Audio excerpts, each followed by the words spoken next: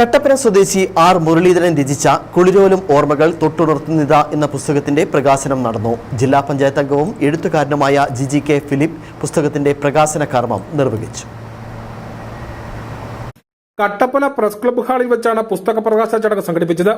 ജില്ലാ പഞ്ചായത്ത് അംഗവും എഴുത്തുകാരനുമായ GGK Philip പ്രകാശനം നിർവഹിച്ചു.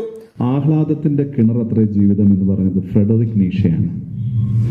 ദുരിതം കടഞ്ഞ ആഹ്ലാദമുണ്ടാക്കിയ ഒരു കൂട്ടം മനുഷ്യരുടെ ജീവിതത്തിന്റെ കഥ പറയുന്ന ഈ പുസ്തകം വേറിട്ട ഒരു വായനാനുഭവം തന്നെ സമ്മാനിക്കും എന്ന് പറഞ്ഞാണ് ഞാൻ ഈ ഔദാരിക മുഖവുര എഴുതി തീർത്തിട്ടുള്ളത്. അപ്പം ഇനി പുസ്തകം കിട്ടുമ്പോൾ നിങ്ങളത് നോക്കുക. കല്ലാർ പട്ടംകോടലിലെ ആദ്യകാല ജീവിതത്തെക്കുറിച്ചുള്ള ഓർമ്മക്കുറിപ്പുകളാണ് പുസ്തകത്തിൽ. മാധ്യമപ്രവർത്തകൻ MC ബോബൻ പുസ്തകം ഏറ്റുവാങ്ങി.